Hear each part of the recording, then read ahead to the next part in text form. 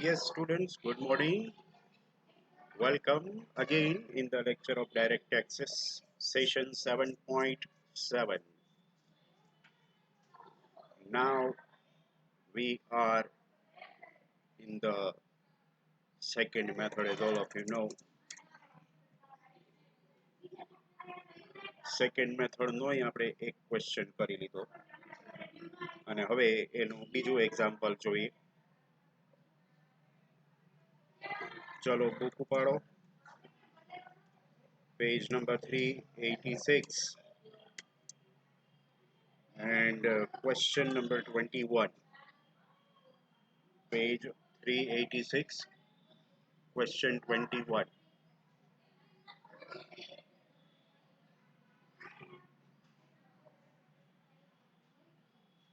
Doctor M કરીને છે. Doctor M.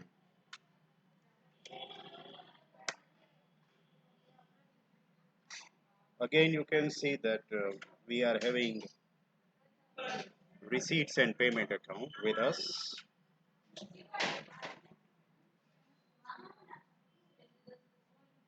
Receipt and payment account આપેલું છે અને નીચે એડજસ્ટમેન્ટ આપેલા છે એ આપણે ટિક કરી લઈએ. આ વખતે ઘણા બધા એડજસ્ટમેન્ટ છે.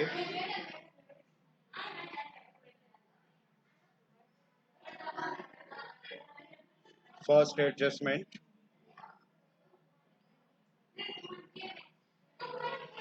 the opening written down value of surgical equipment rupees 50,000 and depreciation allowed is 30%.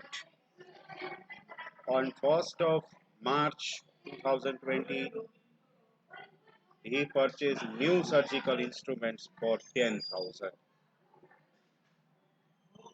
ઉપર અકાઉન્ટમાં સર્જિકલ ઇક્વિપમેન્ટ્સ ક્યાંય આપેલું હોય તો એ ટિક કરી લો.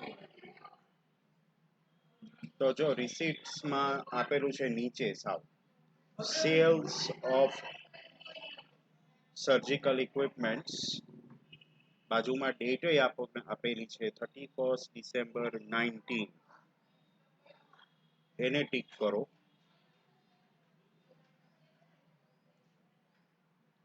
પછી પેમેન્ટ્સમાં ક્યાંય પરચેઝ ઓફ સર્જિકલ ઇન્સ્ટ્રુમેન્ટ્સ નથી, એ એડજસ્ટમેન્ટમાં આપી દીધું છે પરચેઝ, એ બરાબર. એટલે એક જ એન્ટ્રી ટિક કરવાની છે, sales of surgical equipments.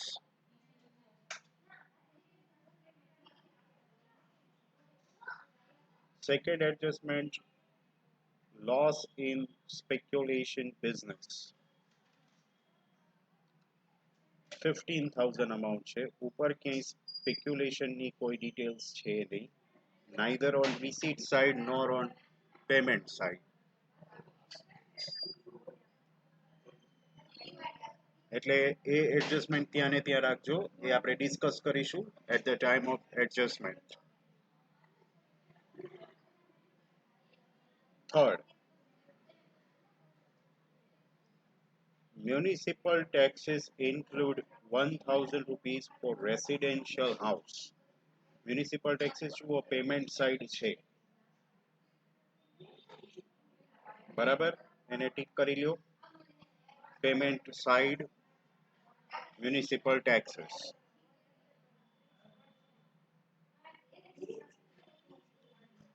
Next, number 4. The opening stock of medicine 11,000, which is 10% overvalued, and closing stock is 54,000, which is undervalued by 10%. આગલા સમમાં આપણે જોયેલું જ હતું, ઓપનિંગ સ્ટોક ઓફ મેડિસિન અને ક્લોઝિંગ સ્ટોક ઓફ મેડિસિન આપેલું હોય એટલે પરચેઝ ઓફ મેડિસિન ટિક કરવાનું થાય.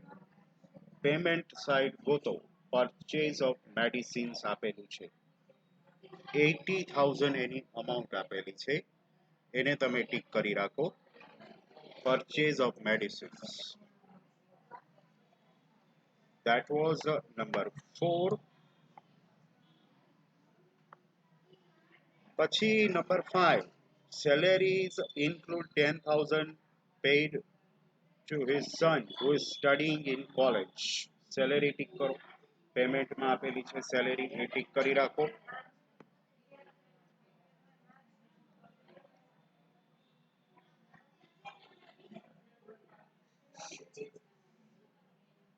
પછી નંબર 6 છે hospital rent includes 40% for residential house. Payment side પહેલી જ એન્ટ્રી છે જો હોસ્પિટલ રેન્ટ, એને ટીક કરી રાખો. હોસ્પિટલ રેન્ટ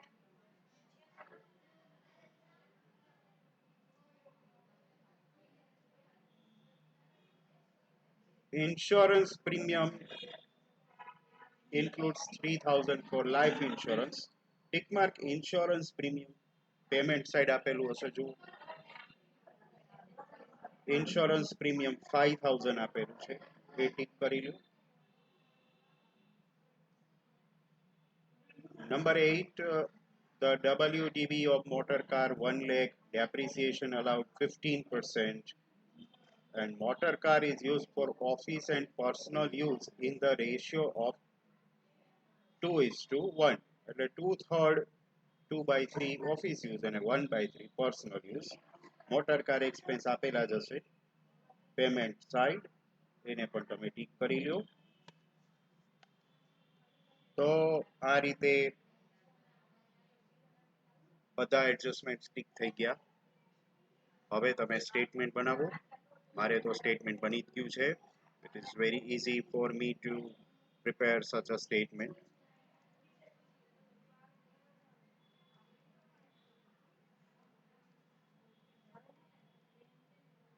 મેં બધા ટાઇટલ આપી રાખ્યા છે, પણ તમે કદાચ હજી બિઝનેસ એક્સપેન્સનું હેડિંગ ન આપો તો ચાલે.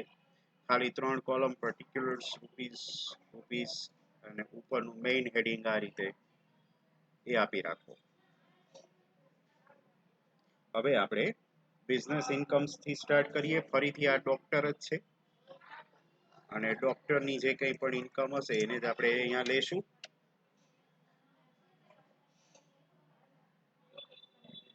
પહેલું જો રિસીટ સાઈડથી ટુ બેલેન્સ બ્રોટ ફોરવર્ડ, એ કોઈ ઇન્કમ નો કહેવાય. That's the opening balance of receipt and payment account, nothing to do with business incomes, એટલે એને ઇગ્નોર કરો. સેકન્ડથી આપણે સ્ટાર્ટ કરીએ. જો આપણે ઇન્કમ સોર્ટ આઉટ કરી લઈએ તો જો વિઝિટ ફીસ, કન્સલ્ટિંગ ફીસ, પછી sales of medicine, operation fees, operation theatre rent, આ બધી ડોક્ટરની ઇન્કમ જ કહેવાય. એટલે એ પહેલા બધી જોઈને લખી નાખીએ. ફોર એક્ઝામ્પલ પહેલું જ છે વિઝિટ ફીસ, અને વિઝિટ ફીસની અમાઉન્ટ 30,000. એ રીતે આપણે જોઈને લખતા જઈએ. પછી સેકન્ડ છે કન્સલ્ટિંગ ફીસ. કન્સલ્ટિંગ ફીસની amount 3,70,000. Next comes sales of medicine.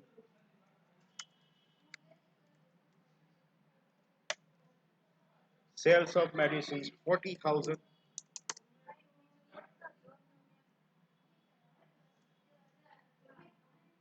Operation fees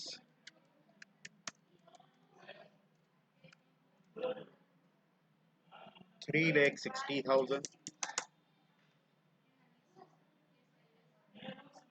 અને operation theatre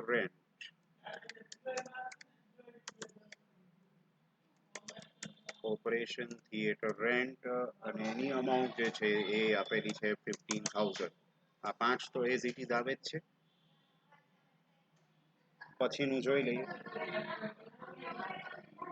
income from house rent, એ એની પર્સનલ ઇન્કમ કહેવાય. It is not a business income, એટલે એ ન આવે. બરાબર. પછી સેલેરી ફ્રોમ કોલેજ, એ બી એની પર્સનલ ઇન્કમ ગણાય. સેલેરી ફ્રોમ કોલેજ, એને એના ડોક્ટરના બિઝનેસ સાથે કાંઈ કન્સર્ન નથી. ત્યાર પછી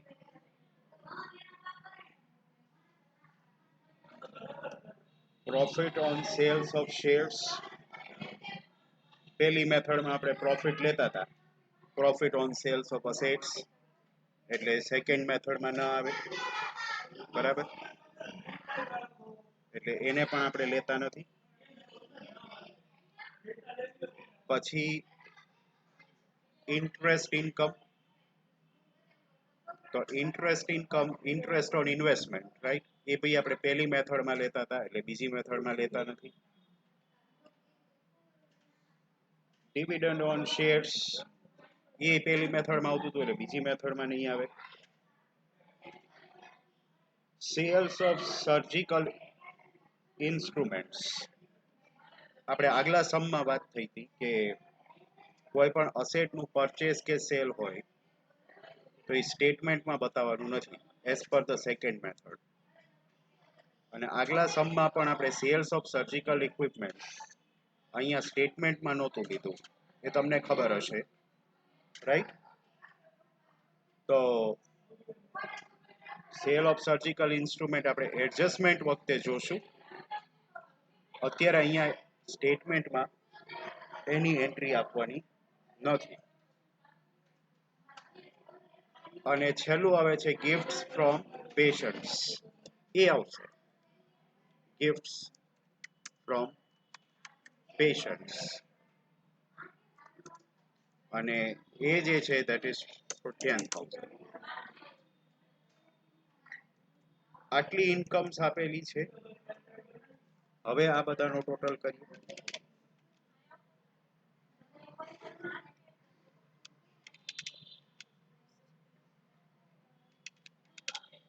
અને એનો ટોટલ જે આવે છે એ છે 8,25,000. એકવાર ચેક કરી લેજો, 8,25,000.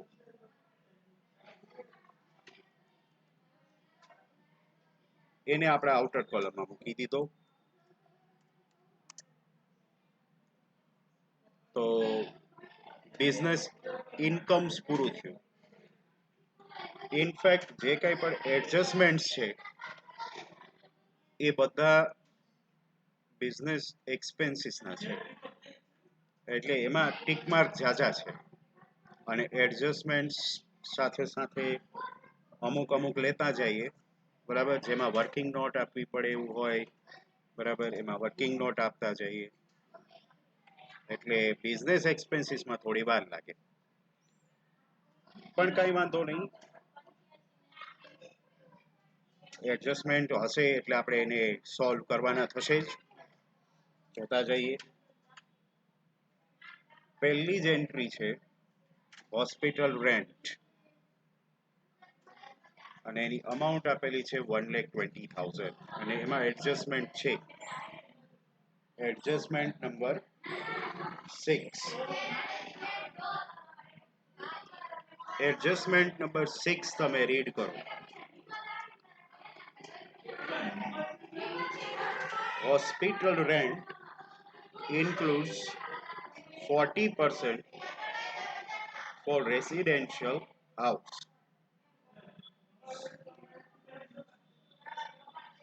રેસિડેન્શિયલ હાઉસ હોય એટલે એ તો પર્સનલ કહેવાય, રાઈટ. અને આપણે અહીંયા લેવાનું થાય છે બિઝનેસ એક્સપેન્સ. તો જસ્ટ 40% રેસિડેન્શિયલ હોય, 40% પર્સનલ હોય, તો બાકી કેટલું વધે? 60% વધે. એ 60% આપણે બિઝનેસ એક્સપેન્સમાં લઈ લઈએ. અહીંયા વર્કિંગ નોટની કંઈ જરૂર નથી. હોસ્પિટલ રેન્ટ કરી, બાજુમાં બ્રેકેટ કરી, બ્રેકેટમાં મેન્શન કરી દઈએ 1,20,000 ઇન્ટુ અહીંયા કેટલા કરશું? 60% કરી નાખશું. 40% પર્સનલ છે તો 60% બિઝનેસ થાય, એટલે 1,20,000 ના 60% કરો તમે તો એ આવે 72,000. એ આપણે મૂકી દીધા. આ એડજસ્ટમેન્ટ થઈ ગયો. લ્યો, આમાં ક્યાં આપણે વર્કિંગ નોટ આપવી? આવામાં મોટી હોય તો ઠીક છે, હાલો આપીએ. બ્રેકેટમાં થઈ જતું હોય પછી શું? એવી જ રીતે બીજું છે, જુઓ, સેલેરી, એમાં એડજસ્ટમેન્ટ છે. Adjustment number 5. salary include 10,000 paid to his son who is studying in college. એટલે એ પર્સનલ થઈ ગયું. તો પર્સનલ માઇનસ કરી નાખવાનું થાય ને, આપણે તો બિઝનેસ લેવાનું છે.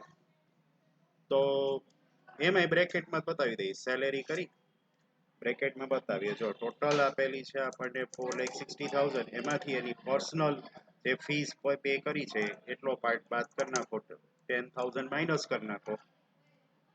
હવે જે વધે એ મૂકી દો. 4,50,000, 4,50,000 થઈ ગયું.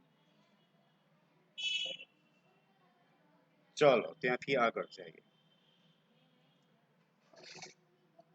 પછી બિઝનેસ એક્સપેન્સીસમાં આગળ આવે છે ટેલિફોન બિલ. એ લઈ લઈએ. પહેલી મેથડમાં આવું કઈ લેતા નહોતા એટલે બીજામાં લેવાનું. ટેલિફોન બિલ છે 6,000. પછી આવે છે purchase of books and journal. આગલા સમમાં જર્નલ વર્ડ હતો, આમાં બુક્સ છે, એ પણ લઈ લ્યો. કેટલાની બુક્સ લીધી છે? 4,000 ની. બુક વાંચીને મેડિસિન આપતા લાગે છે આ ડોક્ટર, બરાબર? એટલે books allowed as business expense. ત્યાંથી આગળ ડોટર્સ મેરેજ એક્સપેન્સીસ, એ પર્સનલ એક્સપેન્સ કહેવાય, એ નો આવે, બરાબર? પછી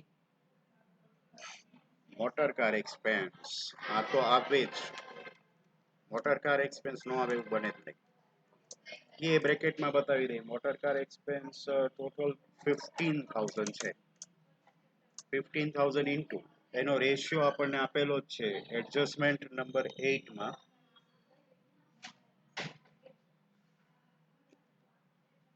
જો તો એનો રેશિયો આપેલો, motor car is use for office and personal in the ratio of 2:1.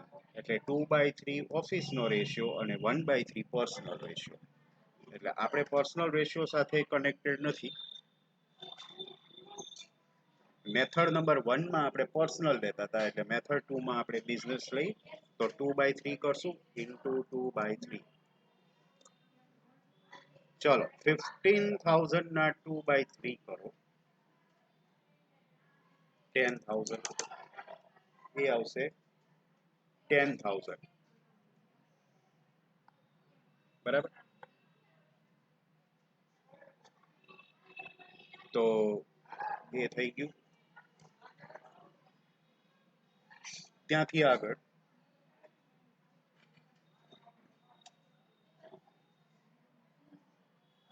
Municipal taxes 6,000 આપેલા છે, એમાં એડજસ્ટમેન્ટ છે. એડજસ્ટમેન્ટ નંબર 3 રીડ કરો.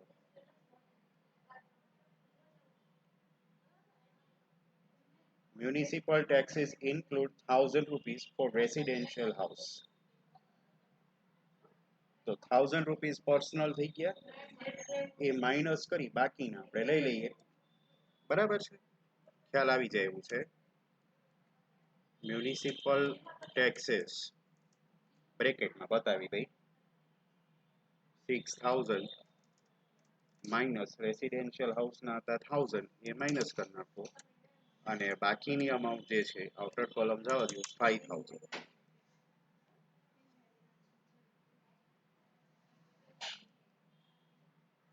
તો મ્યુનિસિપલ ટેક્સીસની એન્ટ્રી આવી ગઈ. ટ્રાવેલિંગ એક્સપેન્સીસ બિઝનેસ એક્સપેન્સમાં જ ગણાય, એમાં કોઈ એડજસ્ટમેન્ટ નથી. Surprising. Travelling expenses are 4,000.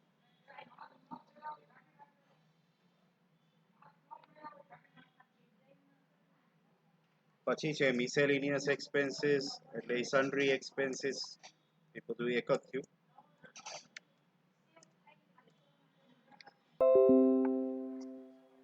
$3,000.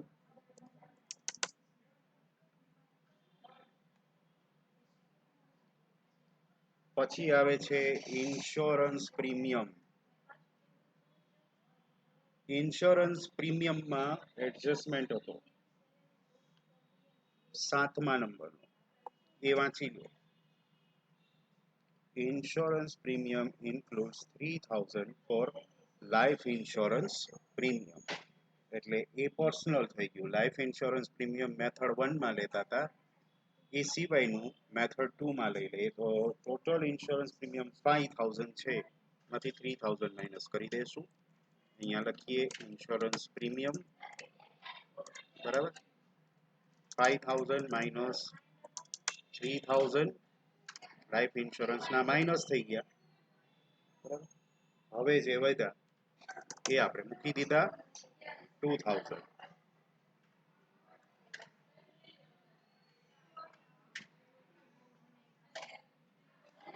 Done with that.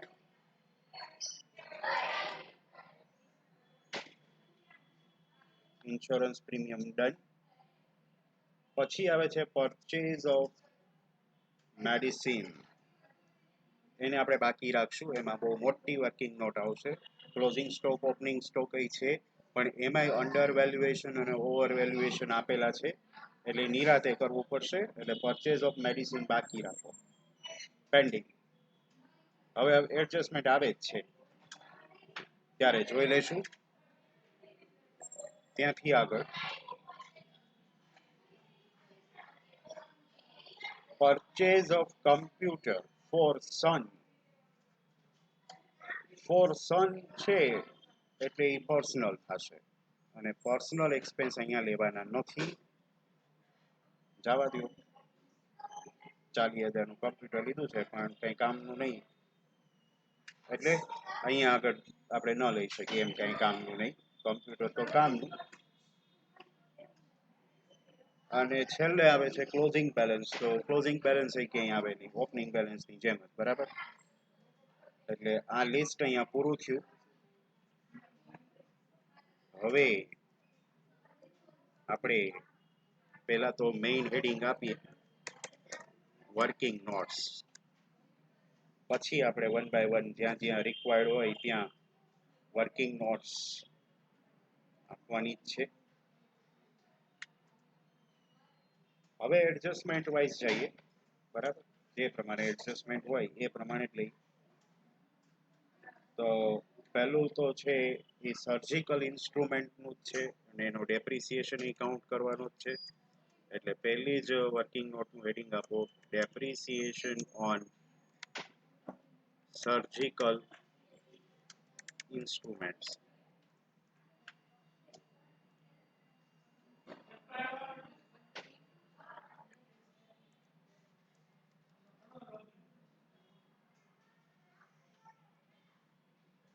આ વખતે ડેટ ઓફ પરચેઝ અને ડેટ ઓફ સેલ્સ બે આપેલા છે,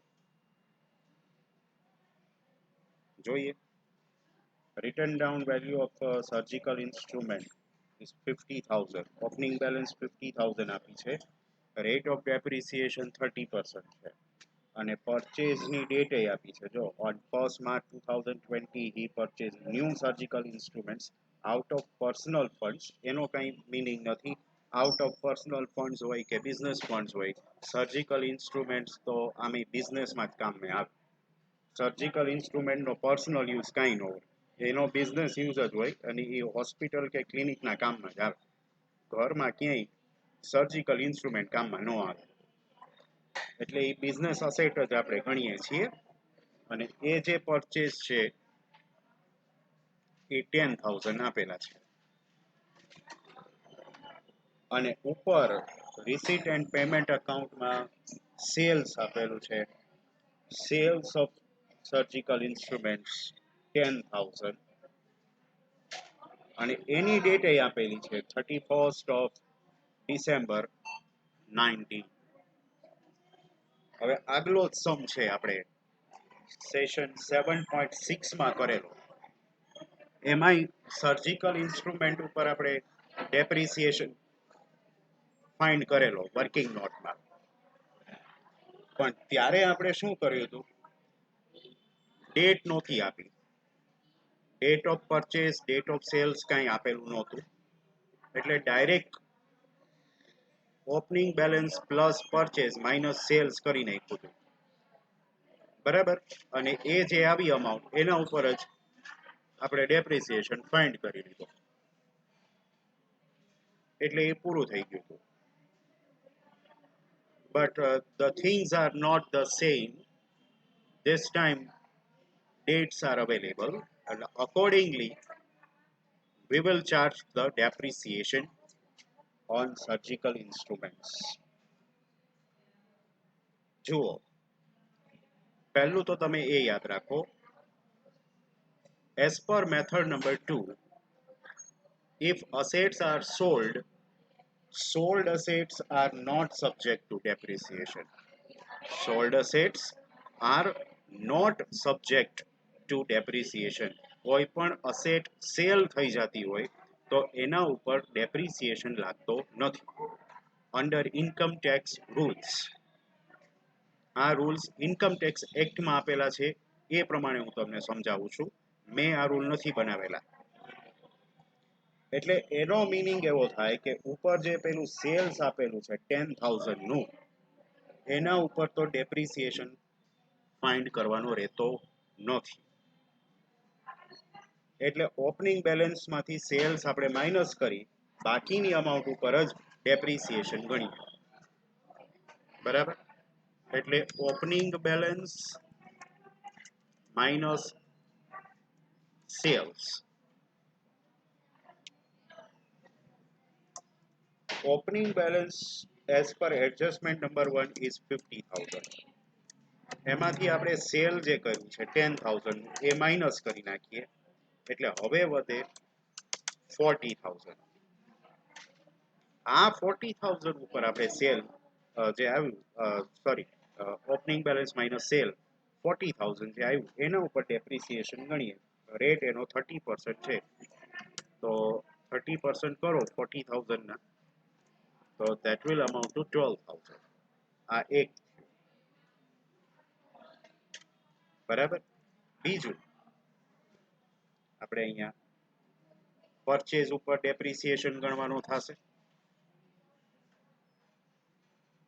બરાબર. તો પરચેઝીસ છે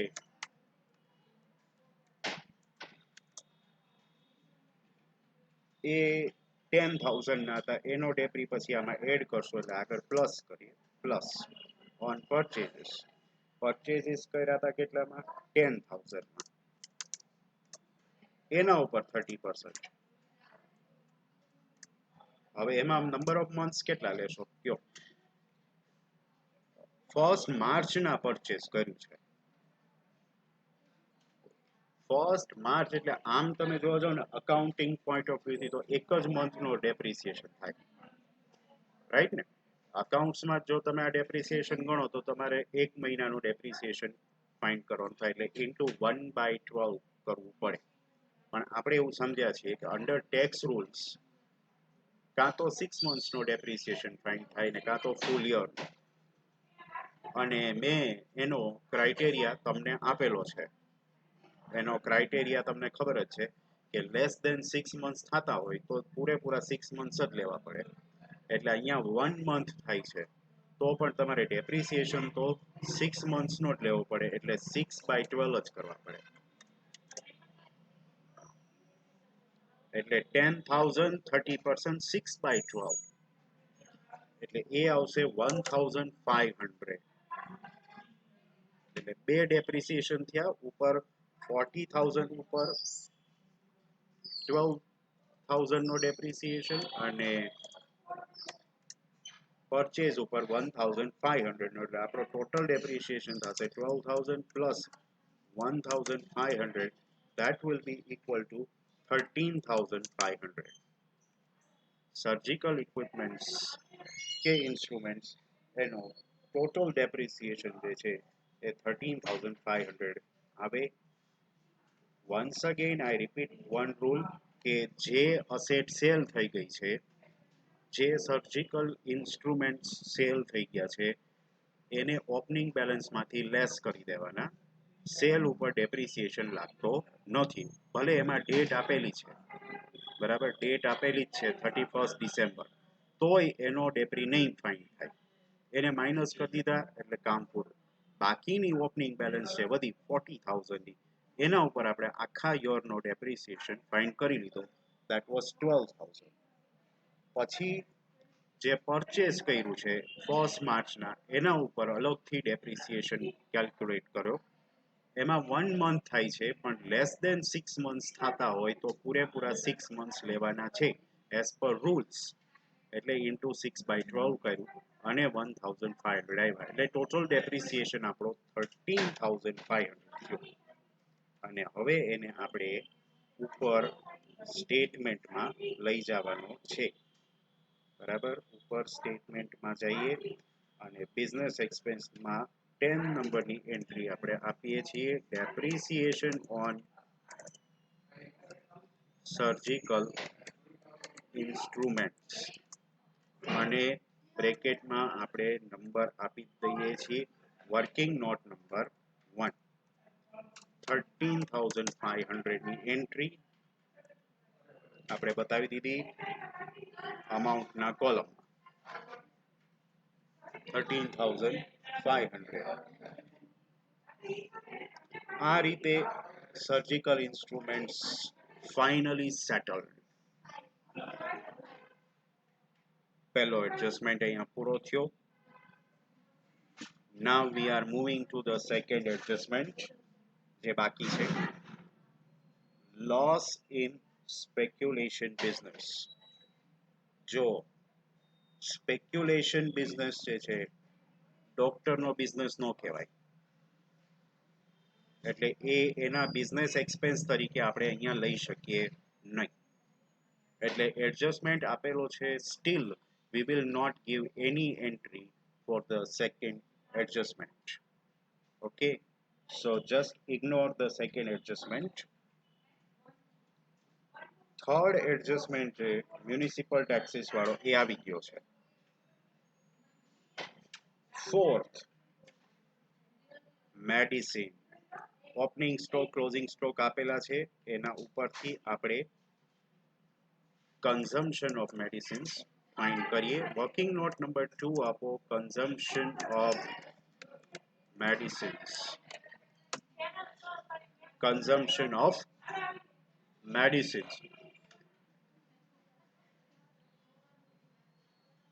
હવે તમને ખબર જ છે how we find out consumption of medicines, તમને એની ફોર્મ્યુલાની ખબર જ છે. Opening stock plus purchase minus closing stock, બરાબર છે, and that gives us the amount of consumption of medicines, right? તો ઓપનિંગ સ્ટોક અને ક્લોઝિંગ સ્ટોક બે આપેલા જ છે આપણને.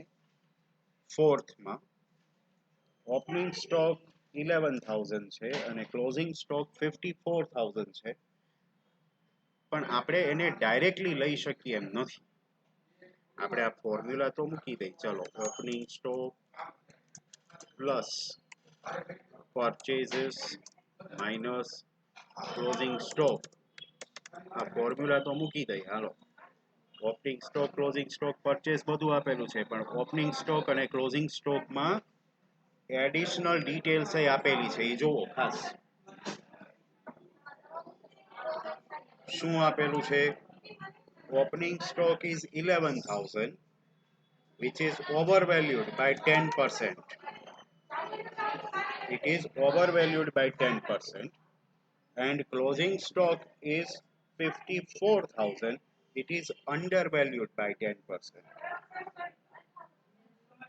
Always remember, whenever the question of overvaluation of or undervaluation of stock arises, we have to find out the correct value. We have to find out the correct value first. એટલે પહેલા આપણે એની correct value find કરી પછી આ એડજસ્ટમેન્ટમાં મૂકશું. એટલે આ formula ભલે અહીંયા આપણે લખી, પહેલા આપણે ઓપનિંગ સ્ટોક અને ક્લોઝિંગ સ્ટોક બેયની કરેક્ટ વેલ્યુ ફાઇન્ડ કરી લઈએ. પહેલા આપણે ઓપનિંગ સ્ટોકની કરેક્ટ વેલ્યુ ફાઇન્ડ કરીએ. એના માટે આપણે અઝ્યુમ કરી લઈએ કે કરેક્ટ વેલ્યુ જે છે એ 100 છે, right? Just below over here, suppose cost price or correct value is 100, right? Opening stock is overvalued. So plus how much overvalued? 10%. 10% overvaluation. That will be 10. So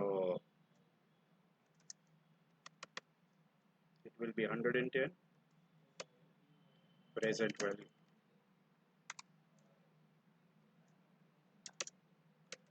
110, right? Now it is simple.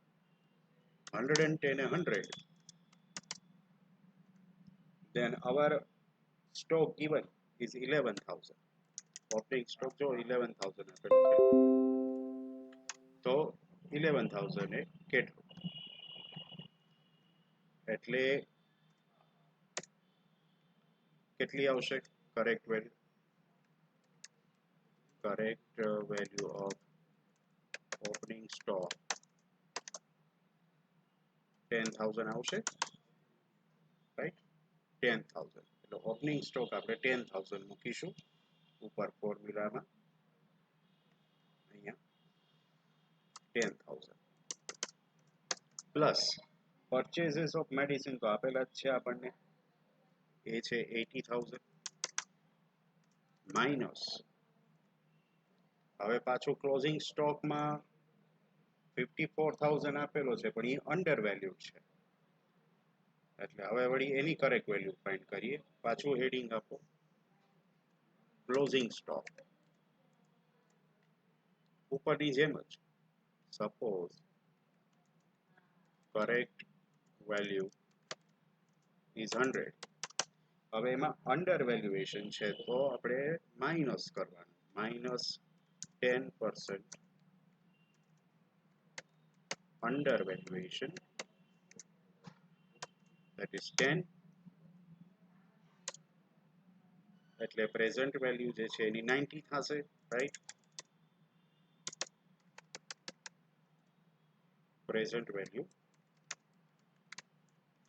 90.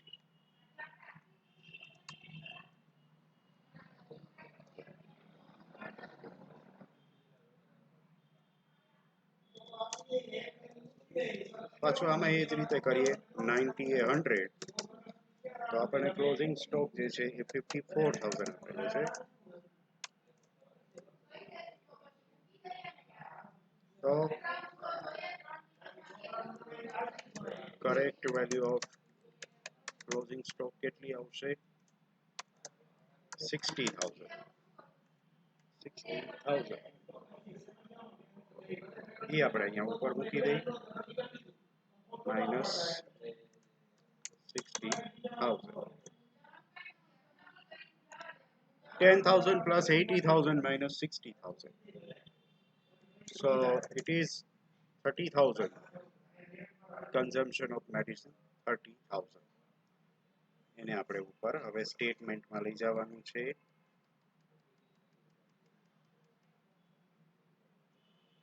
Entry number 11, consumption of medicines, working note number 2, અને એની amount 30,000. 30,000. તો આ રીતે મેડિસિનનું consumption આપણને મળી ગયું છે. Adjustment number 4 over 5, 6, 7 થઈ ગયા છે.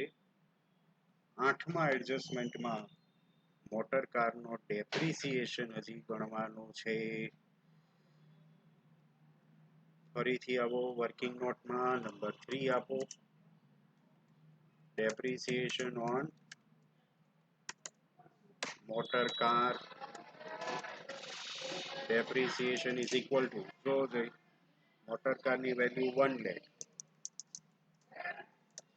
અને એનો રેટ આપેલો છે 15% અને બિઝનેસ યુઝ જ લેવાનો થશે અને બિઝનેસ યુઝ જે છે એનો 2/3 રાઈટ કેટલો થશે 1 lakh into 15% into 2/3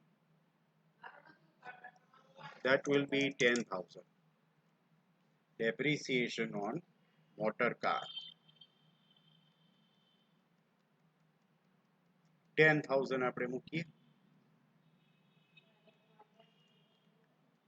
depreciation on motor car entry number 12 આવશે અને બ્રેકેટમાં આપણે લખીએ છીએ વર્કિંગ નોટ નંબર 3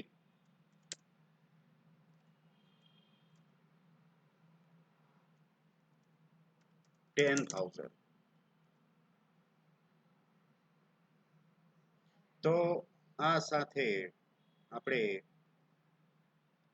બધા એડજસ્ટમેન્ટ પૂરા થયા હવે એક્સપેન્સીસ નો ટોટલ કરવાનો છે ને અને એને આપણે અહીંયા સામે મૂકી દઈએ ચલો બધા ટોટલ કરો starting from 72,000 to like 50,000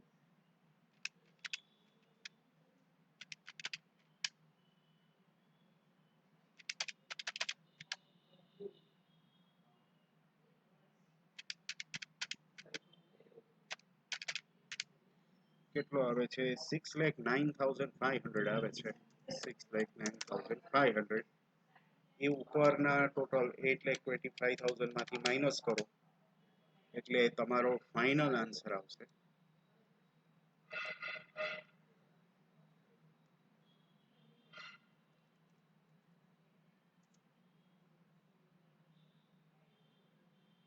$2,15,500 આવે છે 2,15,500 એની સામે આપણે લખી નાખીએ taxable income from business here it is so this way we have finally completed question number 21 as per method number 2 method number 2 is very easy as compared to the first method